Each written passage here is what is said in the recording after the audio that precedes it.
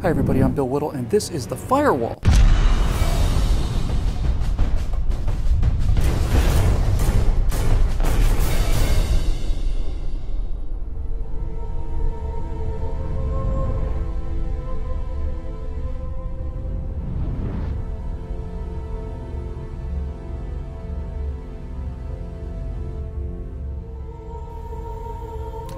This tidy little structure was by all accounts the community anchor of a safe, friendly, booming little corner of muscular, dynamic Motor City, USA. Detroit, the crown jewel in the arsenal of democracy where cars and trucks and later tanks and planes rolled off of assembly lines manned by workers who lived across the street or down the road from little libraries like this one. This is the interior of that same library, the Mark Twain Library, as it looked in the early 1940s. Airy, ordered, quiet, and spotlessly clean. This is the interior of the Mark Twain Library in 2011. For decades, the librarians and the public complained about the deterioration of the library, and for decades, the Detroit municipal government allocated funds for its repair. And for decades, those funds somehow never arrived at the Mark Twain Library, but mold did, and trespassers and looters, and just before they tore it down, pretty much everything of any value had been stolen. Furniture, light fixtures, the copper wire from the walls. The only thing they didn't steal were the books. Now, author John Perazzo has compiled a remarkable booklet called The New Shame of the Cities, which contains an exhaustive, amazing, and depressing army of statistics that outline the Detroit pattern that has killed those American cities ruled by unbroken lines of Democrats and Democratic Party policy. So, if we want to understand the Detroit pattern, maybe we should start in Detroit. Now, throughout the 1940s, 50s, and into the 60s, Detroit was not the blasted ruin you see today, but the thriving, pulsating center of American business enterprise. By 1960, Detroit had the highest per capita income of any city in the United States. Factories were humming, Motown Records was spinning out blues and soul, and Detroit's school system, called by the New Republic one of the finest in the world, was turning out world-class students of every race. Up until 1960, Detroit could boast a large and prosperous black middle class, black congressmen, and the wages for unskilled workers were higher than the national average. 1960 was the last year that Detroit had a Republican mayor. So what happened? Well, the first of the current Democratic dynasty, white liberal JEROME CAVANAGH, greatly expanded the role of city government in the city's business and, to his credit, made a serious effort to appoint blacks to prominent positions in his administration. But this was just preamble. The wave that eventually destroyed Detroit and so many other American cities came from Washington, D.C., and Democratic President Lyndon Johnson's Great Society and War on Poverty programs. $490 million in federal money, that is an enormous sum in the mid-60s, poured in through the Model City program, went to housing projects and social programs dispersed by City Hall, and not to help small businesses and entrepreneurs keep the city economically viable. By 1990, Detroit's Model City area had lost 63% of its population, 45% of its housing units, and were unimaginably violent and dangerous. 34% of Detroit's citizens were on the welfare rolls by 1987. That's 4 times what it was just 20 years earlier. A sociologist, Walter E. Williams, looked out over the financial ruin of Detroit and said, "The welfare state has done to black Americans what slavery couldn't do, what Jim Crow couldn't do, what the harshest racism couldn't do, and that is to destroy the black family." Now, in 1976, the Democratic mayor cut the police force by 20%. By 1987, the homicide rate was 3 times higher than it had been 20 years earlier. When locals complained about the skyrocketing crime, the mayor openly stated that calls for law and order were simply code words for white racism. So, where did all of the money for law enforcement go? Well, it went into the same pockets that the money for education went. Today, the Detroit public school system spends $15,500 per student per year. That's half again more than the national average. It's not that there wasn't enough money, it's where the money went. Well, in 2009, forensic accountants discovered 257 ghost employees on the payroll. Another 500 people were illegally drawing millions of dollars in benefits from the public school fund.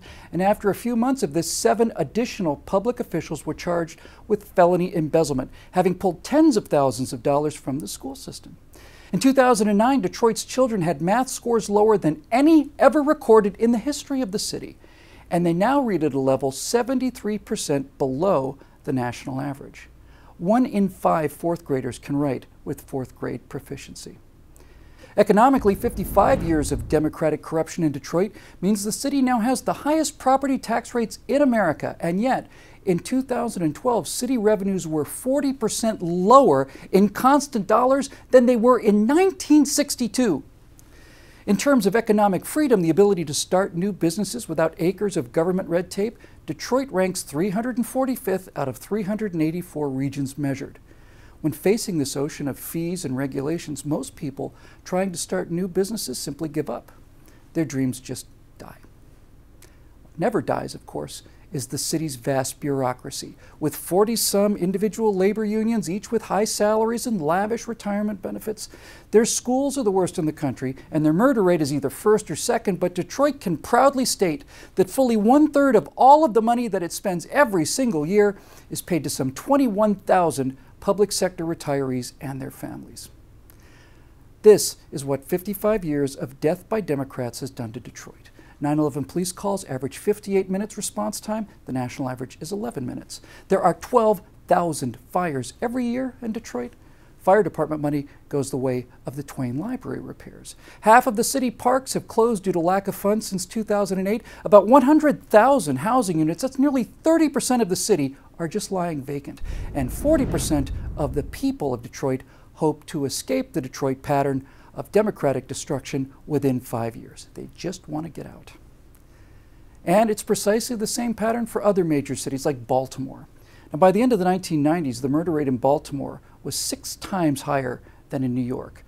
In Baltimore, Maryland, some 54,000 open arrest warrants, including 250 for murder or attempted murder, are being worked by 4 police officers. 4.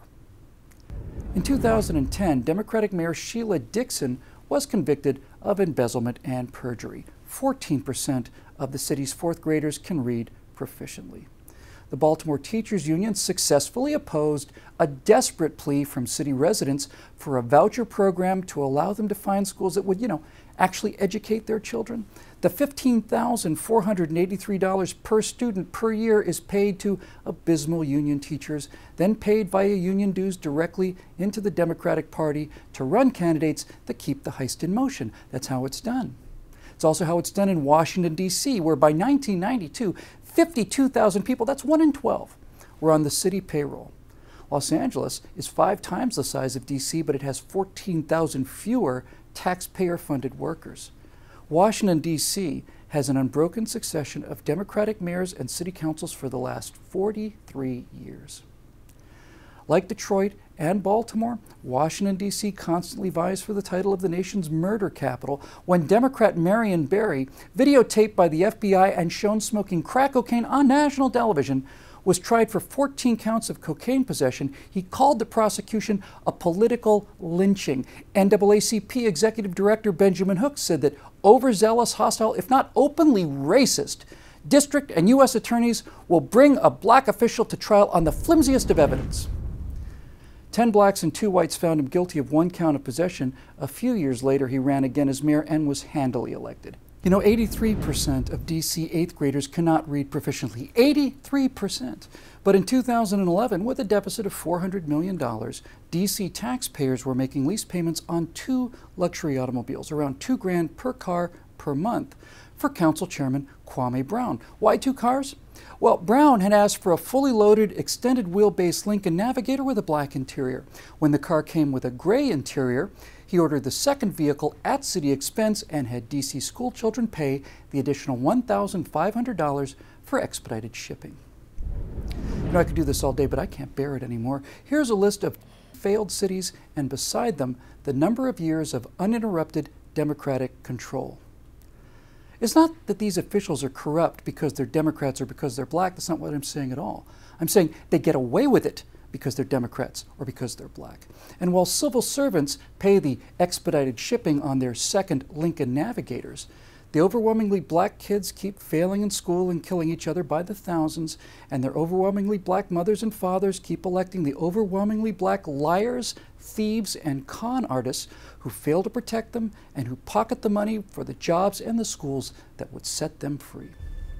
And by continuing to elect these heartless, greedy, democratic swindlers, the prisoners of these cities are inflicting upon themselves the most shameful injustice to befall Black America since slavery.